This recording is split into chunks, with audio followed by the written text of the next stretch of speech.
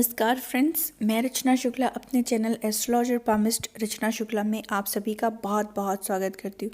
Friends, आज एक female horoscope analysis करेंगे और सबसे पहले जनरल एनालिसिस कैसे करते हैं आज इसमें हम ये सीखने की कोशिश करेंगे। फॉर एग्जांपल, ये आपका फर्स्ट हाउस है, ठीक है। वैसे ही second, third, fourth, fifth, six, 7, 8, 9, 10, 11 और ये 12 हाउसेस के एट्रीब्यूट्स चेंज नहीं होते। इनके जो कारक है वो चेंज नहीं होंगे, इनके जो गुण धर्म है वो चेंज नहीं होते हैं। ये फर्स्ट, 8th और 12th हाउस थोड़े से अशुभ हाउसेस में इन्हें गिना जाता है। ज़्यादा तो नहीं बोलेंगे क्योंकि आजकल जितने भी अशुभ हाउसेस होते हैं वो ज़्यादा एक्टिव और शुभ फल भी देते हैं अगर इसे विपरीत राजयोग की कैटेगरी में देखा जाए तो। बट आपको ये समझना है कि आपके प्लैनेट आपसे चाहते क्या, बस वैसा करना आप शुरू कर देंगे तो वो चीज़ें वैसे ही आपके लिए अच्छी हो जाएंगी। फॉर एग्ज़ाम्पल, अगर किसी का काम का घर यहाँ पर है और वो रिसर्च में चला जाए, ऑकल्ट साइंस में चला जाए, इंश्योरेंस में चला जाए, क्योंकि ये दूसरों का पैसा है तो दूसरे को पैसे को कहाँ पर लगाना है अगर ये टेक्निक पता चल जाए तो उसका काम खराब ही नहीं जाएगा, उसकी रोजी रोटी बहुत अच्छी चलेगी। एक एग्जाम्पल से समझाया। फॉर एग्जाम्पल, ये फर्स्ट हाउस है। फर्स्ट हाउस यहाँ पर तुला लगन दिख रहा है, 7 नंबर है और जिसके ओनर बनते हैं शुक्रदेव।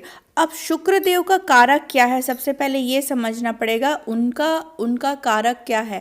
फर्स्ट हाउस क्या होता है, आप स्वयं होते हैं। जिनका ये हॉरोस्कोप रहेगा वो स्वयं, उनका रंग रूप कैसा है, उनका स्वभाव कैसा है, उनका व्यक्तित्व कैसा है।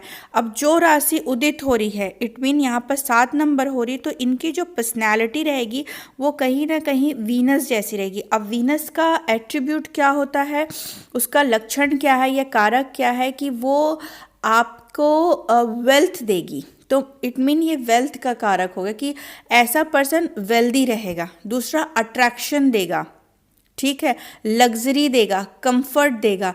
शुक्र जो होता है वो फिल्ट्राइजेशन को भी रिप्रेजेंट करता है, अच्छे और बुरे की पहचान करना या कोई भी चीज़ में अच्छे और बुरे का निर्धारण कर देना, ऐसे व्यक्ति की खास क्वालिटी रहती है। ऐसा व्यक्ति लग्जरी फील्ड में बहुत अच्छा कर सकता है।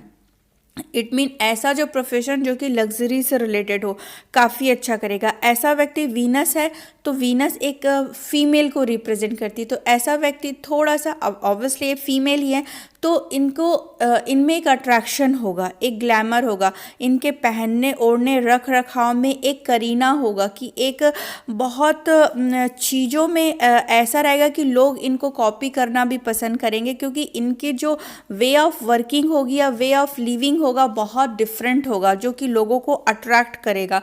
तो इट मीन यहाँ वीनस का एट्रीब्यूट आ गया। अब वीनस जाके कहाँ पर बैठा हुआ है, तो वीनस जाके बैठा हुआ 8th हाउस में।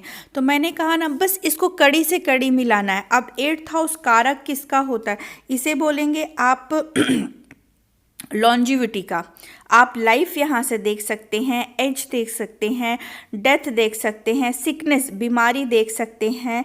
अब ये कारक होता है मेंटल डिजीज़ का होता है, ठीक है, स्ट्रेस का होता है, एंजाइटी का होता है, डिप्रेशन का होता है, वरी का होता है, ओवर थिंकिंग प्रॉब्लम ऐसे लोगों को ज़्यादा होती है जिससे रात में नींद ना आना। और अगर इसे कहा जाए तो ये घर होता है सिंपल में पीड़ा का घर या कष्ट का घर। तो इनके लाइफ में पीड़ा और कष्ट रहेगा, कोई भी ऐसी एक्टिविटी, अब उसको और कैसे देखेंगे आगे हम देखते हैं, ठीक है। पीड़ा और कष्ट रहेगा, मृत्यु तुल्य कष्ट, परेशानी, ससुराल, पैतृक संपत्ति, अनअर्न मनी, ठीक है, या फिर अनअर्न मनी भी कहा जाता है, या फिर पैतृक संपत्ति। ऐसे लोगों को पैतृक संपत्ति भी मिलती है। ऐसे लोगों, ये रेक्टम वाला एरिया, तो कभी कभी इन्हें पाइल्स या रेक्टम वाले एरिया में भी प्रॉब्लम दिखती है। ऐसा व्यक्ति ऑकल्ट साइंस में, रिसर्च में, इंश्योरेंस जैसे प्रोफेशंस में भी बहुत अच्छा करता है। मेडिटेशन जैसा चीज़ हो गया यहाँ पर भी अच्छा करता है। हीलिंग, स्पिरिचुअल, इस तरह के भी चीज़ में ये बहुत अच्छा करता है।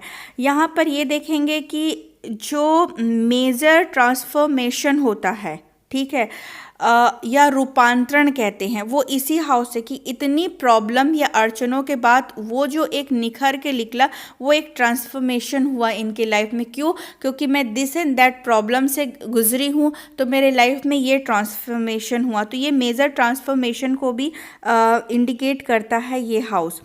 फिर और अगर देखेंगे तो एंगर, डाइवोर्स, ऑब्लिगेशन, ठीक है, इस तरह के भी सुसाइडल, इस तरह के भी करियर चेंजेस, इस तरह को भी देखते हैं। सडन इवेंट हो जाना, कभी लाइफ में जो सडन इवेंट होता है इसी घर से देखा जाता है। सुसाइड देखा जाता है। इनहेरिटेंस प्रॉपर्टी जो कि पहले बताया था, फॉरेन टूर भी यहाँ से देख सकते हैं। जहर, पॉइजन जैसी चीज़ भी हम यहाँ से देखते हैं। तो ये इस जगह में जाके बैठ गई हैं, मतलब कि स्वयं का लग्नेश, तो इनको अपने लाइफ में कष्ट और पीड़ा होगी। कष्ट और पीड़ा का अनुभव कहाँ पर ज़्यादा हो रहा है? हेल्थ पे तो होगा ही, क्योंकि अब ये खुद है तो हेल्थ पे। दूसरा, जैसे कि एक पर्सनैलिटी होती ना, बहुत अच्छी पर्सनैलिटी, अब 8th हाउस में खुद जाके बैठ गई हैं। जो ये घर गड्ढे का घर है कि यहाँ पर व्यक्ति अगर जाके बैठा है तो वो सोचेगा अपने आप में, वो इम्प्रूवमेंट नहीं देखेगा। वो एक विनिंग कैपेसिटी, वो प्रभाव, जो लगन, जितना लगन मतलब ये असेंडेंट, आप कहाँ पर अगर अच्छे घर बैठे हुए हैं तो आप उतने ही प्रभावशाली होंगे। आपका व्यक्तित्व तो लोगों को उतना ज़्यादा ही अट्रैक्ट करेगा। पर ये अष्टम भाव में बैठने से थोड़ा सा व्यक्ति का प्रभाव कहीं ना कहीं उतना अच्छा छाप नहीं छोड़ पाता जितना ये डिजर्व करती हैं। आगे देखेंगे 8th हाउस। 8th हाउस होता है आपके वेल्थ को रिप्रेजेंट करता है, जो कि आपके इनहेरिटेंस प्रॉपर्टी भी कहेंगे, जो आपने जोड़ा है, प्रॉपर्टी, गोल्ड, सेविंग्स, उसको रिप्रेजेंट करता है। डेली इनकम का हाउस ये होगा 11th हाउस। प्लस ये आपकी वाणी, आप बोलते कैसे हैं, इसको भी रिप्रेजेंट करेगा। और तीसरी चीज़, ये कुटुंब को रिप्रेजेंट करता है, जैसे आपका मैके और ससुराल, आपका जो परिवार बढ़ा उस कुटुंब को। इसके ओनर भी मंगल देव बनते हैं, और मंगल देव जाके अष्टम में बैठे, तो कहीं ना कहीं जो आपकी संपत्ति है, जो आपने जोड़ा, कहीं ना कहीं कभी ना कभी उसमें कोई सेंध जरूर लगता है। ठीक है, कभी ना कभी आपकी वाणी में त्रुटि आ ही जाती है, या आप बोल नहीं पाते। आपको बोलना तो बहुत कुछ है, जवाब देना है लोगों को, पर आप बोल नहीं पाते, या तो फिर वो व्यक्ति बहुत तीखा भी बोल सकता है। दोनों में से कोई एक बात रहेगी। तीसरा यहाँ पर एक है कि या तो जैसे कि कुटुंब के सुख में कमी हो जाता है। कहीं कुटुंब, जैसे कि भाई बंधु, क्योंकि मंगल है, मंगल इनके अष्टम भाव में, तो कहीं ना कहीं जो भाई है, मंगल को भाई या खून कहा जाता है, कहीं ना कहीं उसके सुख में कमी, या वो अपने जीवन में तकलीफ में कुछ ना कुछ फेस तो नहीं कर रहा है। और दूसरा, ससुराल से देखा जाए तो अष्टम भाव में है, और 8th हाउस आपके ससुराल को भी देखा जाता है। 8th हाउस को आपके ससुराल, इन लॉज का सुख भी देखा जाता है। तो ये सुख में कमी हो गया कि इन लॉज के सुख में कमी आ जाता है। यही 7th हाउस है, ये 7th हाउस है। 7th हाउस हस्बैंड का होता है, और हस्बैंड जाके मृत्यु के घर में बैठे हुए हैं। तो वैचारिक मतभेद तो होगा ही होगा कि दोनों के थॉट प्रोसेस अलग हो सकते हैं, थिंकिंग लेवल अलग हो सकती है, पर ये अष्टम भाव में हस्बैंड का बैठना भी अच्छा नहीं माना जाएगा। अब क्या इफेक्ट पड़ेगा, ये तो बहुत सारे रिसर्च करने पे कि उनके बच्चे और उनको स्वयं देखने पे पता चलेगा। बाकी अष्टम भाव में बैठना भी अच्छा नहीं माना जाता है। तो हस्बैंड के सुख में कमी, इन लॉज के सुख में कमी, और मोस्टली कुटुंब के सुख में कमी आएगा यहाँ पर, क्योंकि ये कुटुंब का हाउस अष्टम में बैठ गया है, मंगल भी।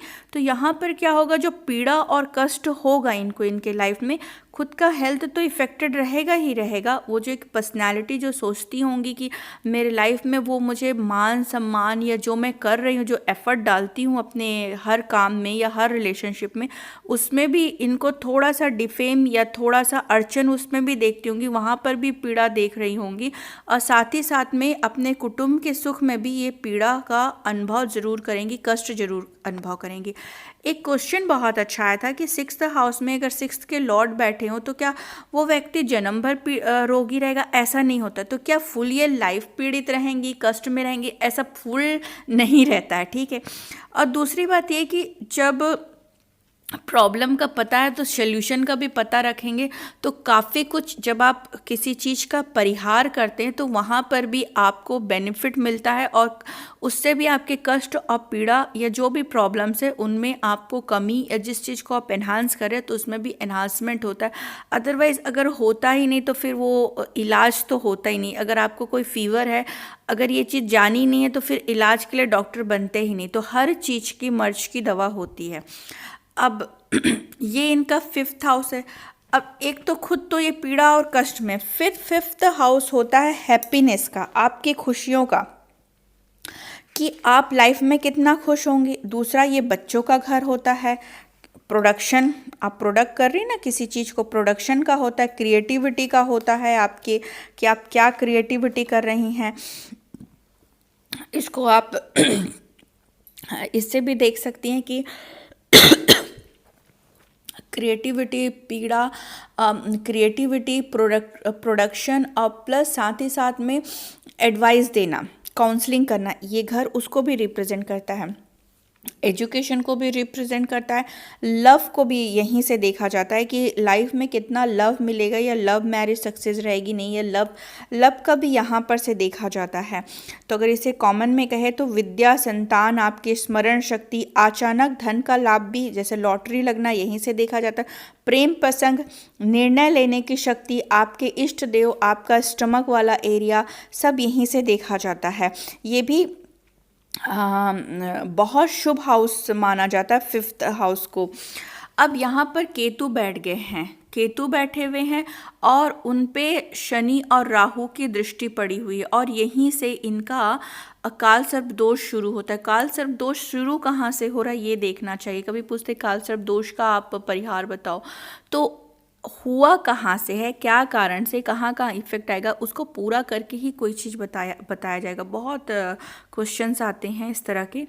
तो यहाँ पर अब इन सब चीज़ों में दिक्कतें आएंगी। जो जो चीज़ें हमने बोला कि भाई एजुकेशन के समय दिक्कत आया, बच्चों के डिलीवरी के समय में भी ऑपरेशन से हो रहे हैं, या बीच में गैप हो रहा है, या फिर आगे चल के बच्चों को कोई कष्ट ना हो, ये इस तरह का सिम्टम्स को दिखाता है। ज़िंदगी में प्यार की बड़ी कमी महसूस होती है, ऐसे व्यक्ति को लगता है वो प्यार, वो मान सम्मान, वो शाबाशी, वो फेम, ये फेम को भी रिप्रेजेंट करता है। तो कहीं ना कहीं उस चीज़ को भी ये एक उस चीज़ में भी ये कमी महसूस कर सकती हैं।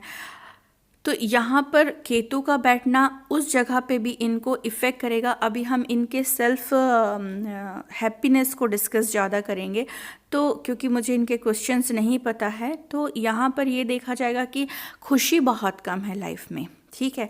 अब अगर वही जगह मैं इनका ये बैठी पीड़ा के घर में है, अब यहाँ से मैं हेल्थ भी देखूँ तो यहाँ पर शुक्र और मंगल, तो शुक्र तो बहुत सफिस्टिकेटेड ग्रह है, मंगल एक सेनापति, जैसे इनके हस्बैंड मंगल बनते, तो मंगल क्या होता है, एक सेनापति होता है, एक ऐसी पर्सनालिटी जैसे एक सेनापति या पुलिस ऑफिसर, देखते ही लोग अट्रैक्ट हो जाएं, ठीक है।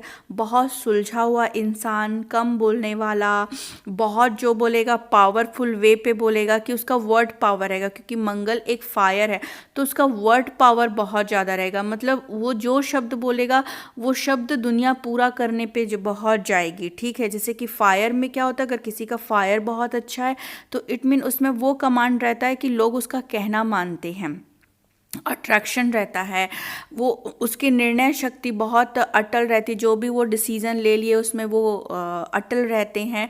तो ये पुलिस और सेना वाले व्यक्ति जैसे रहते हैं ना, उसी तरह का थोड़ा ना थोड़ा कहीं व्यक्तित्व इनका देखने के लिए इनके हस्बैंड की झलक मिलेगी।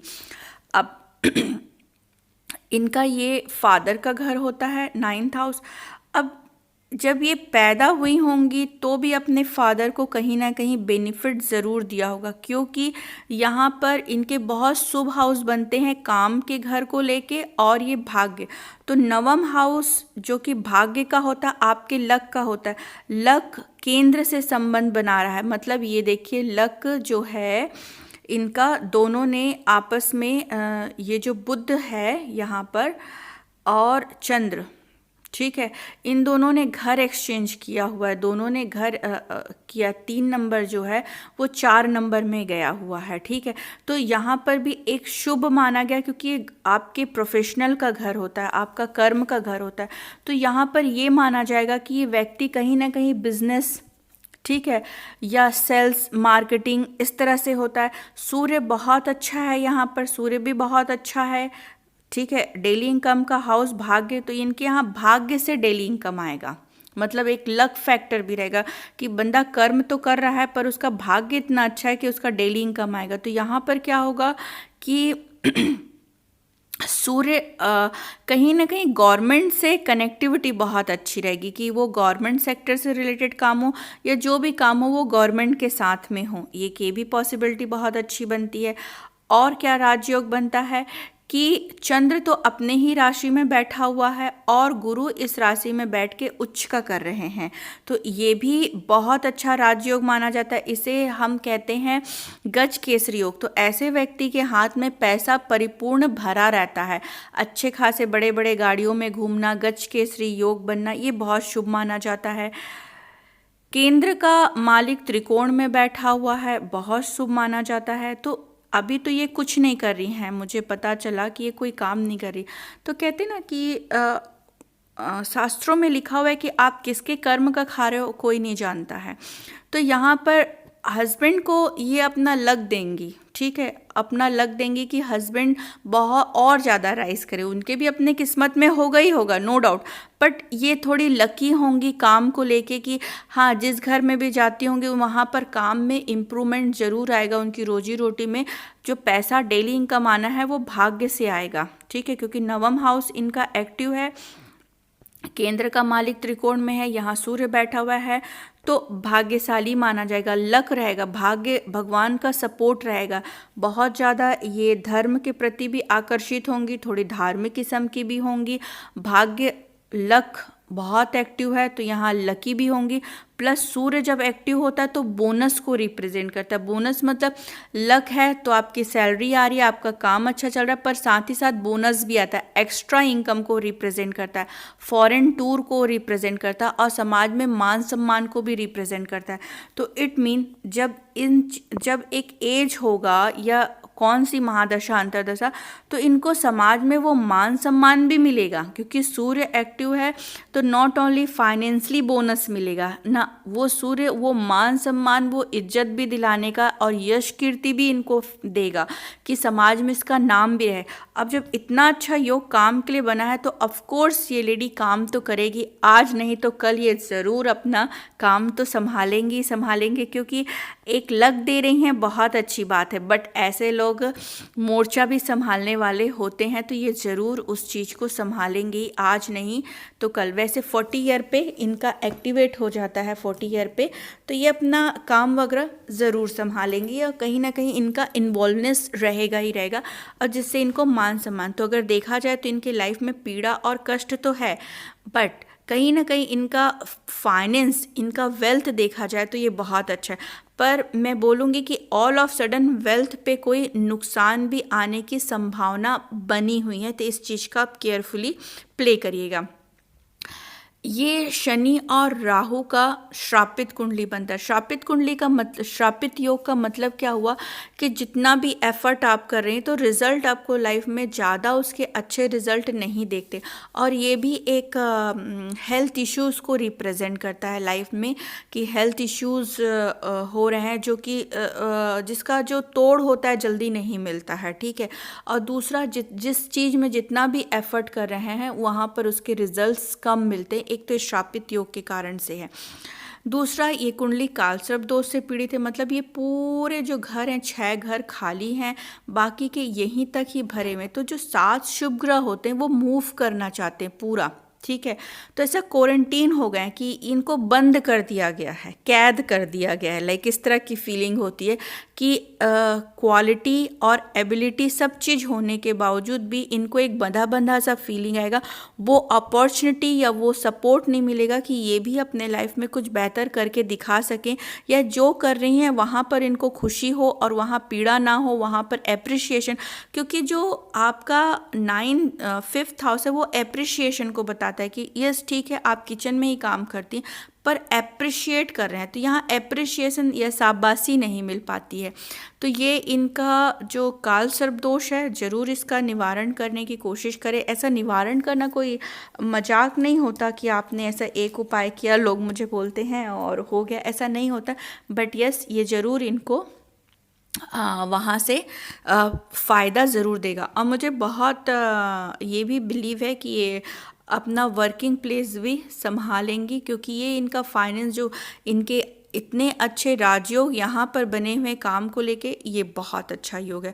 तो फ्रेंड्स, इस तरह आप प्रेडिक्शन कर सकते हैं कि आपका जो लगन है, आप कहाँ पर बैठे हुए हैं, उस घर का एट्रीब्यूट क्या है, बस दोनों को प्लस कर दीजिए।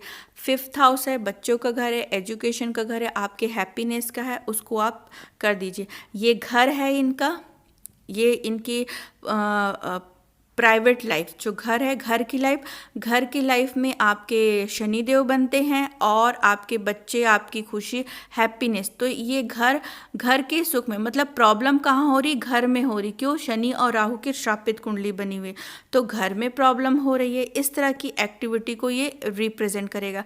बस वहाँ से कड़ी को जोड़ते जाइए, आपका प्रेडिक्शन ऑटोमेटिकली रेडी हो जाएगा। सच एज इनके ऐसे कोई क्वेश्चन नहीं है जो कि मैं लूँ, तो बस एक जनरल इंट्रोडक्शन था जो मैंने दिया था यहाँ पर।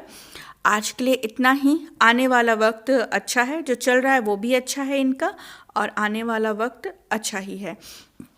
तो आज के लिए इतना ही। वीडियो अच्छा लगा हो तो प्लीज़ लाइक, कमेंट, शेयर और सब्सक्राइब करना मत भूलिएगा। आप चैनल को सब्सक्राइब करिएगा, जब भी मैं लाइव आऊँ तो आपको, या जब भी मैं वीडियो अपलोड करूँ तो आपको नोटिफिकेशन मिल जाए। तो बेल आइकॉन को भी प्रेस करिएगा। वीडियो को प्लीज़ ज़्यादा से ज़्यादा शेयर करिएगा, थोड़ा सा शेयर ज़रूर करिएगा। कमेंट करके बताइएगा, आपके कमेंट का इंतज़ार रहेगा। वीडियो को लाइक करना मत भूलिएगा। वीडियो पूरा देखने के लिए thank you so much. God bless you all.